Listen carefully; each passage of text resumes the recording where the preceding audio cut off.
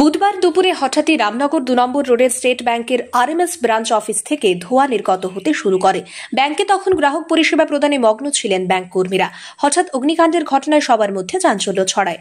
খবর পেয়ে ঘটনাস্থলে ছুটে আসে দমকলের একটি ইঞ্জিন। দমকল কর্মীরা তৎপরতার সাথে আগুন আয়ত্তে আনেন। এক দমকল আধিকারিক জানান, বিদ্যুতের শর্ট সার্কিট থেকেই অগ্নিকাণ্ডের সূত্রপাত। আগুন যথাসময়ে আয়ত্তে আনতে তারা না গেলে পরিস্থিতি ভয়াবহ আকার ধারণ করত বলে তিনি জানান। কল পাইছি যে রামনগর ২ নম্বর স্টেট ব্যাংকের মধ্যে একটা ফায়ার করেছে। তৎক্ষণাৎ আমরা এসে দেখছি যে টিভি আছে একটা ওই ইলেকট্রিক মিটার বক্সের মধ্যে শর্ট সার্কিট হইয়া ফায়ার হয়েছে। জানার তখন আমরা নিভে লেছি, বেশি ই হয়েছে না, আগুন স্প্রেড আউট হতে পারছে না, নিভে লেছি, কন্ট্রোল করে লিছি। কটা ইঞ্জিন আছে? এই একটা ইঞ্জিন এসছে। যদি সময় মতো না আসতেন কি অবস্থা হতো? বিশাল ক্ষয়ক্ষতি হতো। বর্তমান ক্ষয়ক্ষতির পরিমাণ নাকি? প্রায় আমি জিজ্ঞেস করছি, ম্যানেজারের সঙ্গে কথা হয়েছে, প্রায় ১০,০০০ টাকার মতো ক্ষতি হয়েছে। এটা কি অফিসটা কি? State bank of India RMS branch.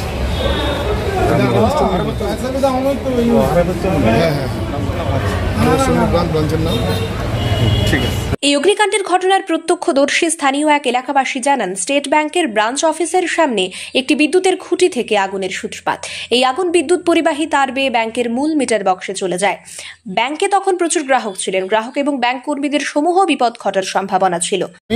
আমি অফিসে যাওয়ার লিগে আমি প্রিপারেশন নিতেছি, হঠাৎ করে হইচই, আমার মিসেজের বিশাল বড় একটা হইচই শুনতেছি। শুনে আমি বাইরে দেখলাম ধাউ ধাউ করে আমার সিঁড়ির দিকে একদম ধুয়ো বাড়িতেছে। তারপর পরে বার্নিং হইলো, তারা এলো, তারা ইনফর্ম করলো আমার পাড়ার প্রতিবেশীরা, তারা সামহাও আমরা সার্ভাইভ করলাম। কিন্তু মেইন হইতেছে ইলেকট্রিকের কোনো কমপ্লেন, কোনো কিছুতেই কমপ্লেন করা যেতেছে না কোনো দিন ধরে। এইখানে ফার্স্ট এই সাইনবোর্ডটা আপনাকে দেখান, এই প্রথমে এইখানে বার্নিংটা হয়েছে, এখান থেকে বার্নটা গিয়ে ওই ডিরেক্ট এখানে গিয়ে লাগছে। তো ফার্স্ট বার্নিংটা হয়েছে ওইখানে, দাদাও দেখছে, দাদা আমার পরে জানাইলো যে ফার্স্ট বার্নিংটা এখানে হয়েছে। তারা আমরা যে কমপ্লেন করলাম যে এখানে প্রবলেম হইতেছে, এখানে অনেক দিন ধরেই একটা ইয়ে নাই, কালকে এই ট্রান্সফরমারটা ব্রাশ করছে, কোনো রকম সাপোর্ট পাইতেছি না, আমরা জল তুলতে পারতাছি না, কারেন্টের এইভাবে সমস্যা হইতেছে। তারপর এমন একটা ডিজাস্টার হয়ে গেছে, আজকে কতগুলি মানুষের প্রাণ যেতে পারতো। তো আমি প্রশাসনের কাছে এইটাই আবেদন করুন যে আপনারা সামনে আসেন, সামনে দেখেন এই প্রবলেমগুলি। আজকে কত মানুষগুলি, এখানে অনেকগুলি কাস্টমার ছিল, হ্যাঁ এখানে স্টাফ ছিল, তারা আতঙ্কভাবে তারা বেরিয়ে গেছে।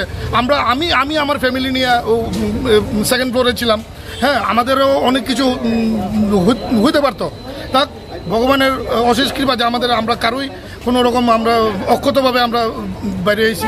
তো প্রশাসনের কাছে আমার একটাই রিকোয়েস্ট, প্লিজ আপনারা একটু দেখেন, হ্যাঁ এগুলো এই যে কারেন্ট থাকতেছে না, এগুলি এখানে বার্ন হইতেছে, এখানে ট্রান্সফরমার ব্লাস্ট মারতেছে, প্লিজ আপনারা একটু হেল্প করেন। তো এই গাফিলতিটা কার? হ্যাঁ গাফিলতিটা কার? আজকে যে ঘটনাটা হয়েছে, দেখেন গাফিলতিটা আমি কারোর উপর কোনো ব্লেম করতে চাই না। আপনারা যথেষ্ট বোঝেন, আপনারা এগুলি তদন্ত করেন গাফিলতিটা কোন জায়গায় হয়েছে। এবং আমাদের কাছে, আমার এখানে কোনো কমপ্লেন নাই কারোর কাছে। আমি একটাই কথা বলবো যে আপনারা সামনে এসে প্লিজ হেল্প করুন, আমাদের সাপোর্ট করুন। এই সমাজকে সাপোর্ট না করলে তো আমরা কীভাবে, আমরা সব প্যানিক। আমার দুটো ছেলের জ্বরে ভুগছে, ওরা এই বার্নিং দেখে প্যানিক হয়ে গেছে। তো আমি কি ওদেরকে দেখবো না? আমি আপনাদের এসে আমি বিবৃতি দেবো। হ্যাঁ, আপনার পরিচয়? আমার নাম সৌম্যজিৎ সিংহ রায়, আমি এই বাড়ির ওনার। আপনার বাড়িতে ব্যাংকটা? হ্যাঁ হ্যাঁ ঠিক আছে।